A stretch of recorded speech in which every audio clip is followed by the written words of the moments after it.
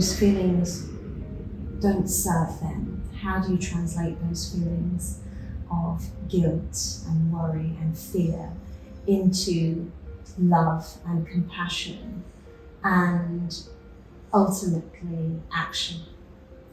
So that's what we try to teach our children at Homegrown Nursery. Hello and welcome to the comealive podcast.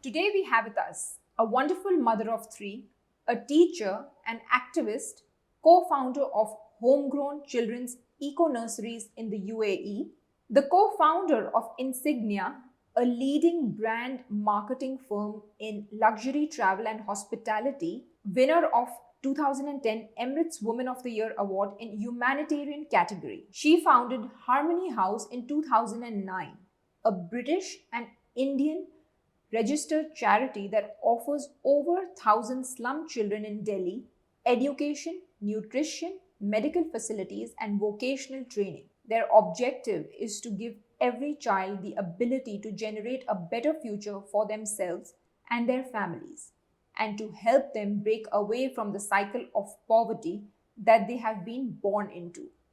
Recently, she invested in the giving movement, an athleisure wear fashion brand that was founded by Dominic Noel Barnes and was born in the U.A.E. TGM is an ethical and sustainable brand that donates $4 from every item sold to charities such as Harmony House and Dubai Cares. To date, they have contributed about $4 million in total. I'm honored to have Lucy Bruce on my show today. Thank you, Lucy, for coming. Thank you for having me and for such a wonderful introduction. So like I said before, I've kind of forgot many things I've done. So it's nice to have a recap. So I met you about 10 years ago. Yes. And I was superly inspired even then. And even reading this, I'm still inspired. Oh, thank you. So I want to start with, how do you do it? I mean, what were your beginnings? How did you do it all? Because I remember there was, in a couple of years, you did it all kind of. You were doing what you were meant to do. Yeah, the journey kicked off quite fast and hard. I moved to the U.A.E when I was 21. I moved to Abu Dhabi. I was a teacher. And previous to that, I was in the U.K. But as a child, I don't know where it was born from. I just had an immense feeling of empathy and sympathy towards those that needed help, to those who were suffering. I remember when I was younger, I would be the first one to put my hand up to do any kind of charitable project at school. I'd be the one knocking from door to door, trying to get donations or helping the old lady down the street. And I think when I moved to Abu Dhabi when I was 21, I did lose that essence within me. I guess I was being young and, was concentrating on other things, enjoying myself. But I think when I got married and I became pregnant with my first child, I really wanted to do something to give back. I'd been working with my husband at that point, who is Indian, we had a business called Insignia. He runs that now. I've stepped away from that business. And I'd been traveling a lot to India. During that time, I saw children, newborn babies, literally laying in the middle of the road on a piece of newspaper with maybe 3 or 4 other siblings around them, taking care of them. They had been begging. And it just broke my heart. And I thought I'd seen poverty. I'd traveled the world. And what was more concerning and upsetting is that nobody stopped. Nobody asked, where are your parents? Nobody asked, have you eaten today? Nobody gave the child a tender look or a touch on the cheek. And I couldn't understand why. And I spoke to many people who lived in India, and just, it's just the way that it is. We're brought up seeing this level of poverty.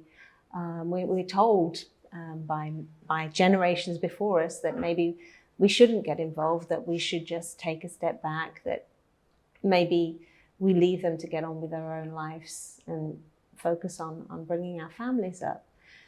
And I didn't see how that was acceptable in any way. And I spoke to my husband, and we just tried to start helping people in a very, very small way. And we started looking for charities that we could work with. And I came back to Dubai and informed my friend about these charities that we wanted to give back and help children wherever possible. And I got some friends on board.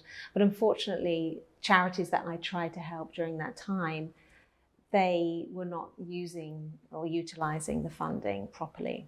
So I'd done this quite a few times with some very reputable charities, and I didn't see any impact at all from the donations that we were giving. We had to go back to the drawing board, of course, and that's when Harmony House was born.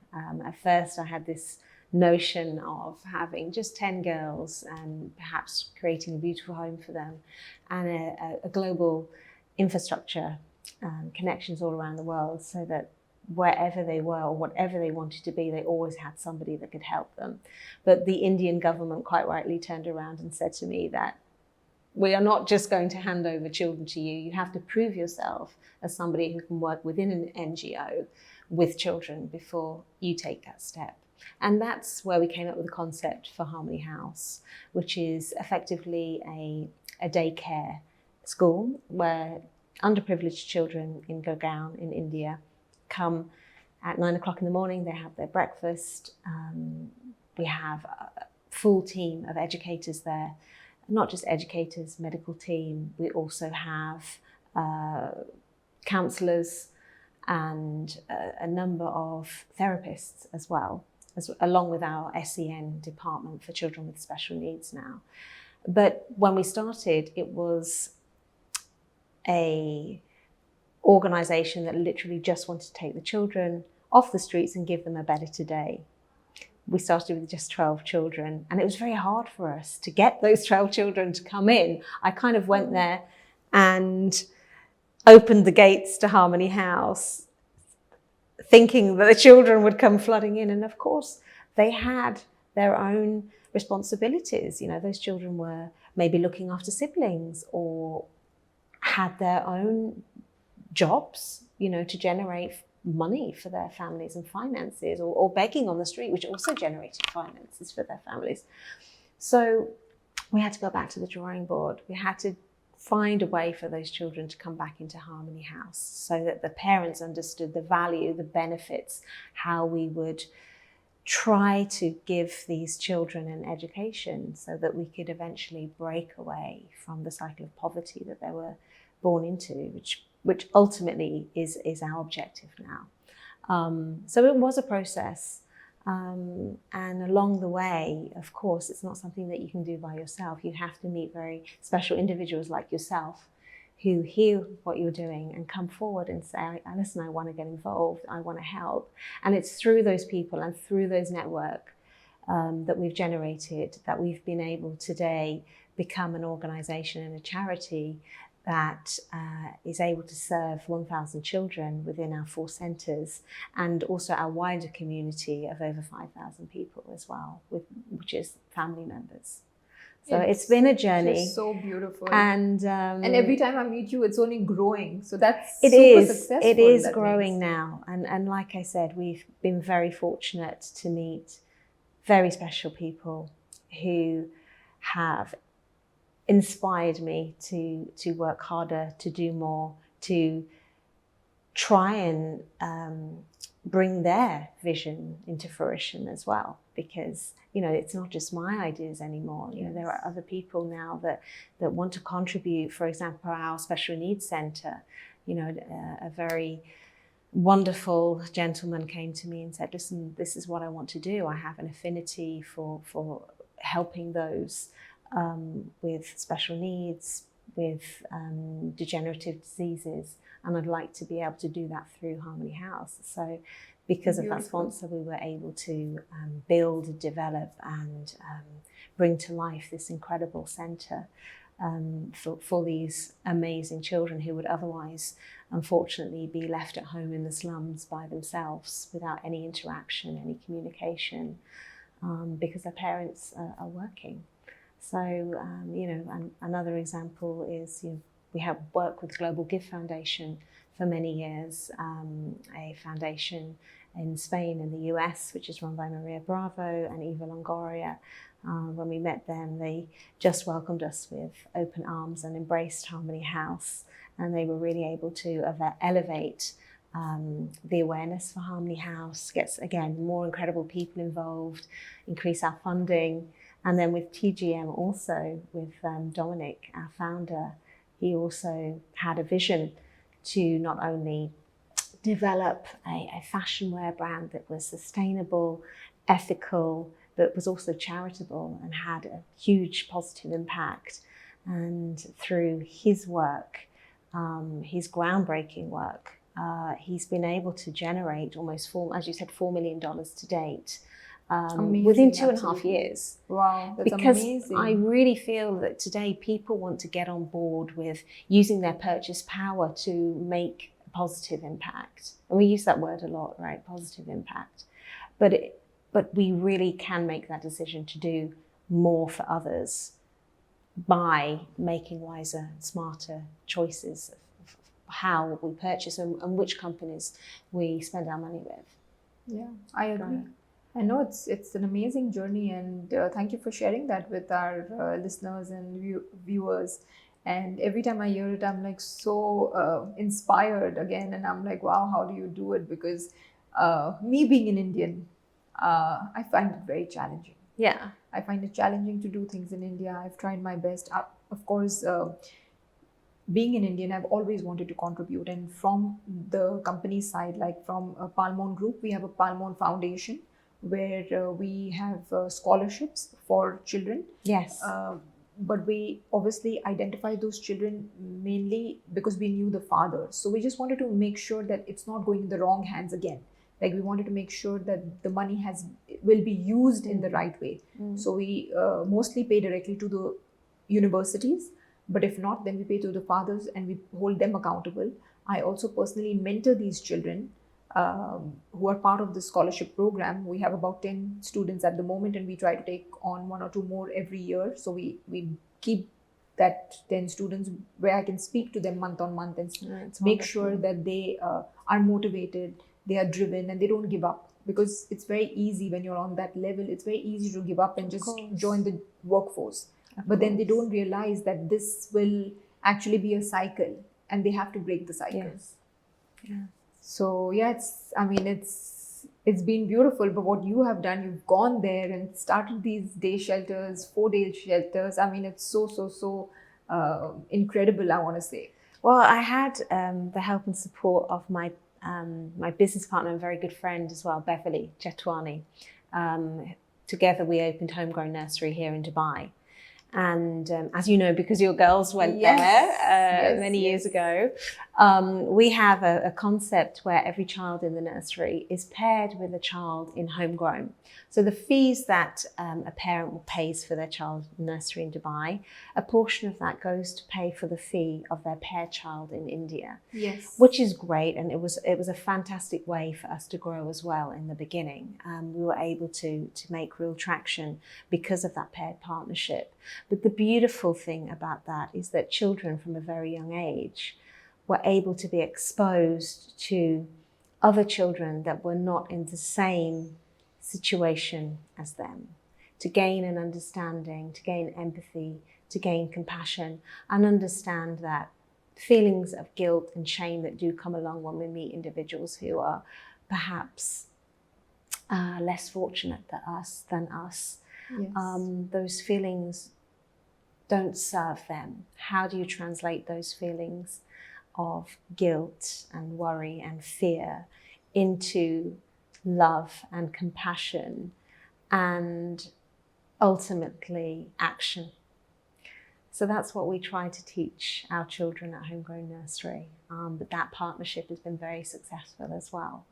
And I think it's really important from a very young age that we try to embrace and adopt a mandate of giving, at home, and not to be worried about how our children may feel, because we want to protect our children, right? We always want to protect them from any feelings of concern and worry. And children are naturally drawn towards others that need help. You know, whether it's a bird that has broken its wing or an insect in the garden, you know. It's so surprising. My daughter picked up an ant or like an insect, and brought it home to say that can we feed it, and I knew we would not be able to take care of an ant or an insect, but she still wanted to do it, and she tried to do it for as many days as she could. Yeah, it's innate in children, but we almost repress it by trying to protect them from these feelings. But once you allow them and you have these conversations about how we can help those unfortunate, what feelings do we have when we see these people? Do our own feelings help us or them in any way? And how can we translate that, as I mentioned, into something for a force for good, into action? It's a very powerful conversation that we can start having our children from a very, very early age. And at Homegrown Nursery, we do openly every day have these discussions. We have something called the gift of the week, which I absolutely love. And the gift of the week is always not a present that we can open. It's always something that we have to be grateful for. So it could be, for example, the shoes on our feet, and we'll take the children into the garden and we remove their shoes and we allow them to walk around and describe how it feels not to have them. Do your feet get tired after a while? Did you find things poking your feet? You know, of course, we do it in a very safe environment. But it's important to have these discussions. The bed that you sleep in, how often do we say thank you for the fact that we have a comfortable bed that we sleep in, and how often do we talk about this to our children? So I think that now having this awareness myself and being able to pass it on to others through what Beverly and I do and the team at Homegrown has been a real eye-opener and has led myself and Beverly down a path of everything that we do in life we want to do with purpose and service and good intention.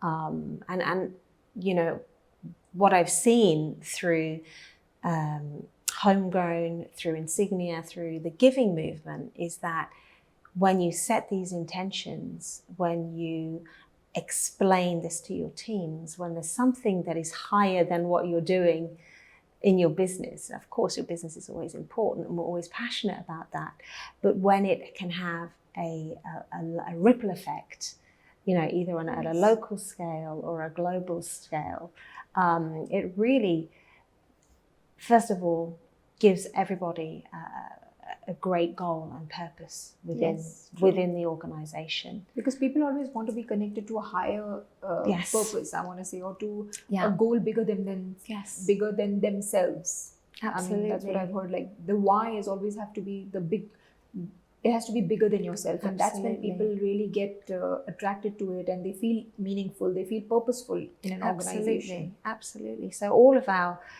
incredible team at Homegrown, from our teachers to our housekeeper to, you know, our receptionists, everybody knows that through working at Homegrown, you are directly contributing towards Harmony House and those children that need our help and support. And that gives so much purpose to everybody associated with Harmony, with Homegrown, I would say. Yeah, and I think that's the joy in giving, isn't it? Is that it does bring light to each and every one of us. We talk about purpose all the time, and I've seen so many people with incredible talents, but they're not able to understand or figure out how to channel those in a way that allows as many people as possible to feel happiness from what they do. And I think that's the beauty of life, is that whatever we do, you know, whether you are somebody who is cleaning a toilet, is that you are actually serving people, because nobody wants to go into a bathroom that isn't clean. Yeah. But we take that for granted, right? We You do. know, when We we do. see somebody in the bathroom, we go in, and I always make a point to say thank you, and like how, you know, you really made this bathroom wonderful, clean for us. Because whatever job people are doing, they do it to their best of ability. It's bringing some kind of convenience To someone else. to us. Yes. Yeah. I agree. Yeah, and it's important that we all at some time take note of that. Yeah, absolutely. So of course, you know, there is one thing being aware, and then there is one thing being conscious, and then, you know, to be driven. Like, you know, we all are on a journey, Yeah. and it's a beautiful journey of evolution. So once we are aware, we are conscious, and we Yes. do the best we can in our Yeah. best ability and Yes. capability. But even for myself, I feel sometimes, you know, I need to drive myself, Yeah. right? I need to motivate Of myself course. to be able to remain that Of person. course, because we have so much going on in our lives, don't we? Especially as women. Yeah, You know, absolutely. we're wearing many, many hats. We have a million things to remember in a day. Yes. So how do you So how then do- add another layer of Yes, trying to and- bring service into your life? And how it's do you not do it easy. so beautifully? I want to know. I want to know that. How do you drive yourself to live this life of service in all fronts of your life? That's what I want to know. Honestly, I was very much, before I had Harmony House, I spoke about doing it a lot. You know, something that I wanted to do. I spoke to my friends about it, I spoke to family about it, I spoke about it in meetings, and then one day a friend turned around and said to me, I'm really fed up of you always talking about this and doing nothing. You know, you have to start somewhere. Do something tomorrow to try and make your vision happen. And I thought, my gosh, she's so right. You know, I'm always saying, you know, we need to do something, we need to build, I need to do more. But what am I actually doing to make that happen? That's when I just really kind of had to look inwards and make a plan. And I made that decision to do one thing a day, to be able to get to a position where I was able to have my own NGO, which is ultimately what we did. And when I made that decision, I set that intention, incredible things started to happen. Setting the intention Yeah. is so powerful. It And was. I say this to It my was. clients. Setting the intention and taking action. Yeah. And the more I did, the more help and support I got, the more the universe delivered my vision and made it clearer to me of what I believe needed that. to do. And things would just come to me. And I would set time to just think and make notes about what I needed to do, who I needed to meet. And yes, it is time consuming in a way. There are some sacrifices as women when you're whatever project you're working on, even at staying at home with your children, there's always guilt involved in whatever you do. And I talked about guilt earlier, you know, feeling guilt perhaps when you see somebody less fortunate than you. But then as women, we feel guilt if we step away from our children for a period of time because we have to do our own work. And when we start getting momentum with our work, if we spend too much time with the family, we start feeling guilty that we're not putting any time into our work. Yes, so it's like it is that perpetual trap. Yes, trap, it's that isn't trap it? of guilt because you're like, oh my god, And I need to be here, I need to be here, I need to do that. I went through so much of that. And how did you combat it? I think I did suffer with guilt a lot. And, you know, my husband used to always say to me, you just have to let it go. You have to let the guilt go. You know, if your work is not going to suffer if you're not there this afternoon, or everyone will cope without you, or the children will be okay if you're not there for 2 hours. They are going to be okay. They are safe. They are fine. And I, you know, and he would tell me that constant. Didn't relieve the guilt much, but I did listen to his advice and do what I needed to do. And today I am happy that I did it the way that I did. I think that my children saw me as a mother, but also as somebody that strives to be the best that they can every day, that has a purpose. And in our house, we talk about purpose, we talk about giving back a lot. And I'm really glad that that has impacted them, that has... that will shape them, right? It has been able humans. to shape them, yeah. And like You they know- say, actions speak louder than words. So you don't, more than what you say, Yes. it's about what you do as a person, what you do as a Absolutely. mother, that they see and Absolutely. absorb from the time they were Absolutely. born. Like they know you were an entrepreneur with Homegrown, and then with Harmony Yeah. House, you were someone who was giving back so sincerely. And Yes. and I know you told me that you would travel there every month Yes. when we met initially, Yes. to make sure everything was set up, Yes. everything was being done the way you wanted it to be done, to make sure people were hired. I know you told me these stories. So tell us a little bit about that. How was that? Because that must be challenging again. Yeah, it is. I mean, trying to find the right people to work with you on projects who are as committed and as passionate is not easy, as you know. But I've been very, very blessed, I have to say. I have an Amazing. incredible team in India. Some of them have been with me since we opened. We have Meghna, who is our director of relations. She's been with us since day one, and she guides me. I don't always get things right. I make mistakes. I make cultural mistakes sometimes, and she is able to tell me exactly how we need to do things, what needs to be done, what pockets of Beautiful. community we need to reach out to. And I cannot live without Meghna, really. So just going back to sort of how do you do it all, it's also about getting the right people. Yeah. We're Around always you. a team, I believe. Even Yeah, at home, you we're have a to team. have a team. It's about getting the right people Yeah. at home as well. Yeah. So getting the team in India, I have, I'd like to mention Simi, who is our manager there at Harmony House. These are all women, Simi, Meenakshi, Surbi, all women who are 100% dedicated to And our committed. cause. I know, I've interacted Yes. with them. They're beautiful. They're Yes. amazing. Yeah. And their work is their work, their passion, their love is for our children and their communities, and their families. And I can't thank them enough for the commitment.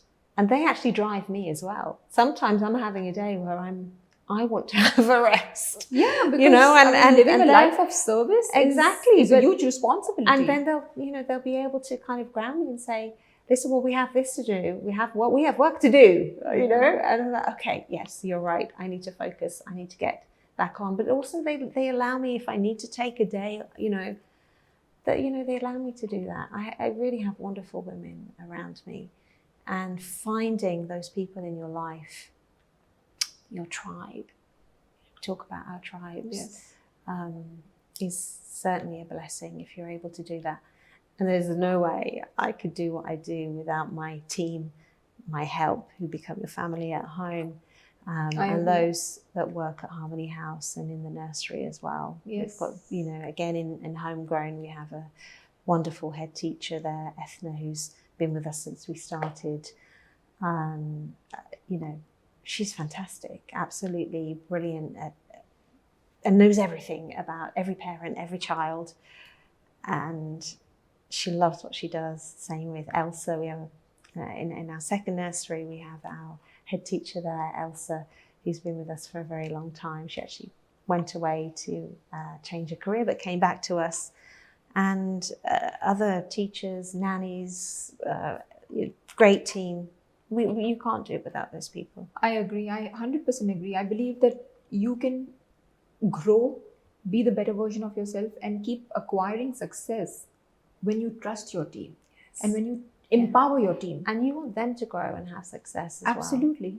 But by empowering them and trusting them, you are giving them that space to grow. Yes. And I do say this in my conversations with people, and I've also actually done a short video on this, that the role of a team is so important, and we must make sure we trust them, we empower them, and we allow them to grow and deliver.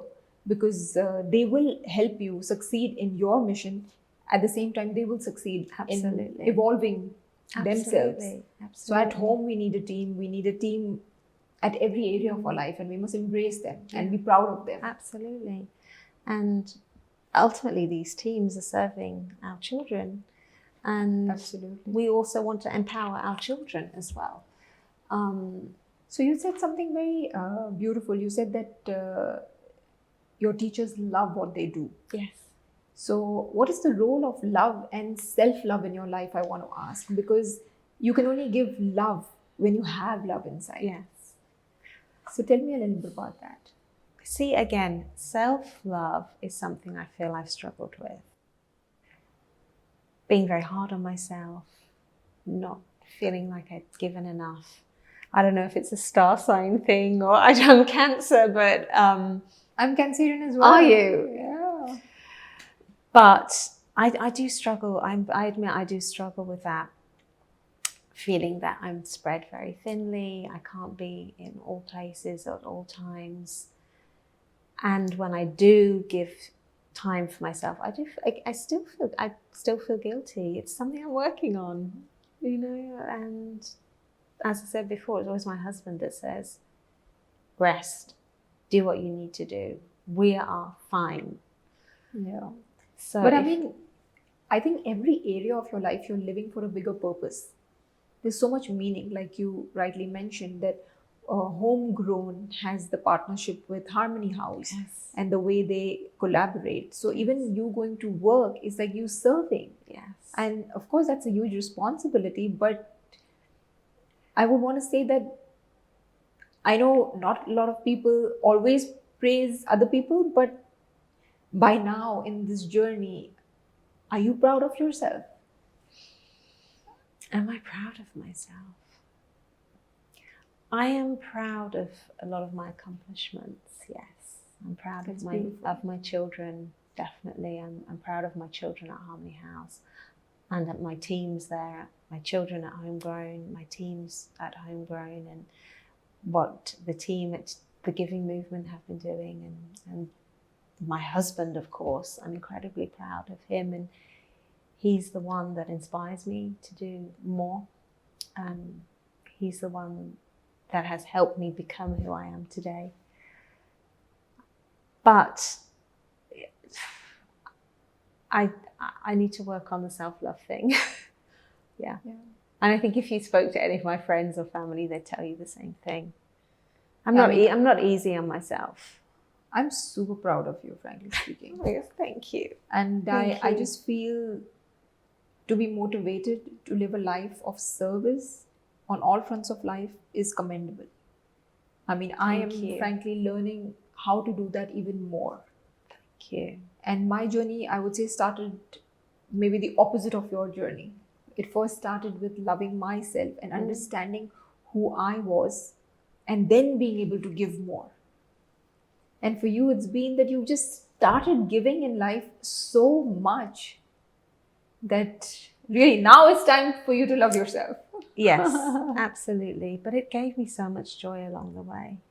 It did, right? It did. It gave me so much joy. And again, this is a point of discussion. Am I getting more out of it than what I'm giving? Because I'm actually receiving love and joy and happiness from serving. But as you rightly said, when you do serve others, it can be very draining as well. It can be. So it's a challenge, but it's a very interesting and worthwhile challenge. Beautiful. Very, very beautifully said, I think. And, and of course, I mean, the contentment that you give with serving doesn't come with buying things or acquiring things. And that's something I've written in my book and spoken also at several instances. It's like most people live on painkillers because they want to feel this joy and contentment. You found it in service, but other people find it in things. So that itself is so inspirational and so beautiful. So I just want to, wish you so much Thank you. more success on that front. Thank you. And living in Dubai, we are surrounded by shiny and beautiful things, Yes, aren't we? And exactly. I certainly have gone through that phase where, in my early 20s to late 20s, I thought, I need to accumulate this and get this, and I need the right car, and I need Yes, we all the went right through that. handbag. Yes. But when you get those things, you realize they feel that don't kind really of- add any value to your life or anybody else's life. Yes.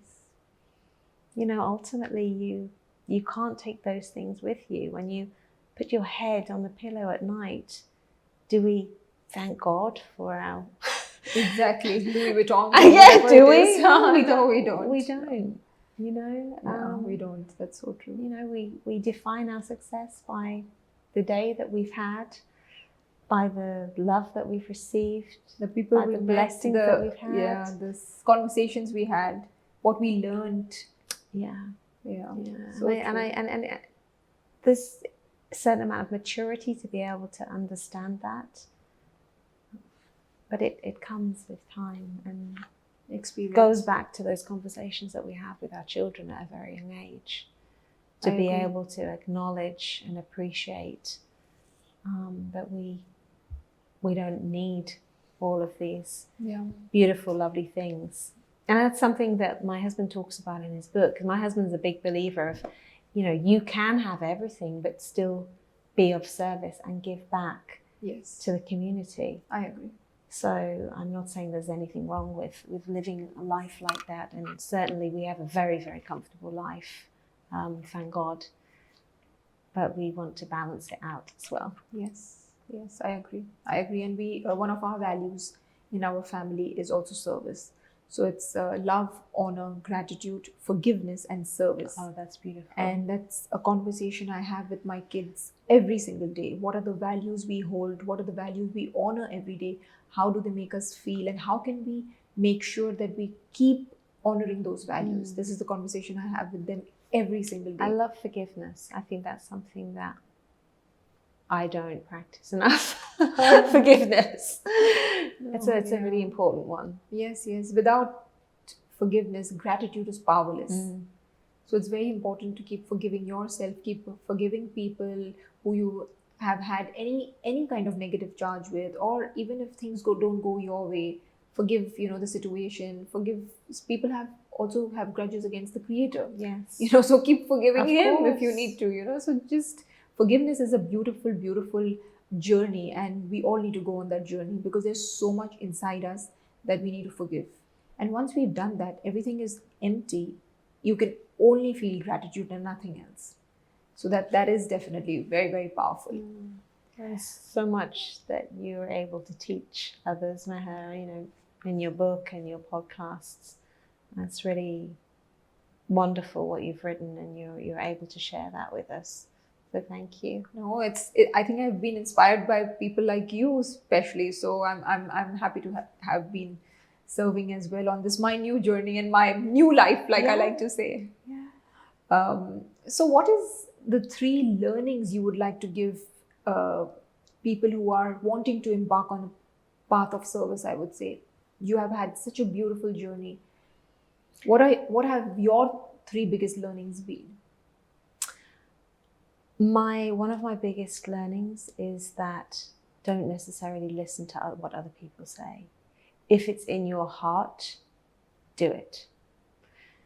We've all been in a situation where we've walked past somebody maybe on the street where you walk past them, you can see they genuinely need help. There are others that maybe don't, but when someone genuinely needs help. Someone has dragged you and said, don't stop, keep walking, don't look. Despite that feeling within us to say, I need to stop, I need to speak to this person, I need to check in on them, see what they need. We continue walking because we've been told to do that. Always listen to that inner voice when you can feel it when somebody needs help. If that person is not genuine, that is on them. If you have helped them and it's been inauthentic, then it's on them. But you have done what you needed to do. as you Wow. walked by. I genuinely feel that there's so many situations where I haven't helped somebody because either I've been in a rush, or I've listened to somebody else, as I said earlier, or I just haven't had the inclination, or didn't think I had the resources at the time. We always have something to give. Yes. Always, even if it's your time, a conversation, a smile, doesn't always have to have a monetary value. Yeah. A meal, all of these I agree. things can help people. So when you feel that little pang inside to help somebody, listen Help to them. it. Yeah. Yeah. And if you So have, beautiful. so that would be one thing. Something that I've talked about earlier, and I'm still working on, is for those who are perhaps contemplating a journey of purpose, or your purpose could be a business idea that you have. That could be your purpose. Absolutely. To take a small baby steps every day, because once you start the momentum, the universe will align with you, and magic will definitely happen. I agree. And it's only when we let go of our fears and realize that we are limitless in what we can create and generate, that's when we really see our full potential come into fruition. So that would be the other thing, is to not to worry so much and take the plunge. Take the plunge, yeah. Take the plunge. And the third thing would be is that there are so many amazing charities out there that do need your help and support. You don't have to build something from the ground up.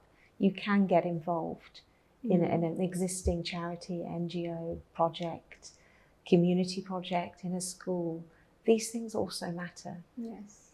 Whether you are a large piece of the jigsaw puzzle or a small piece, it really doesn't matter. Impact. Yes. We still need all of those pieces together to be able to do what we do.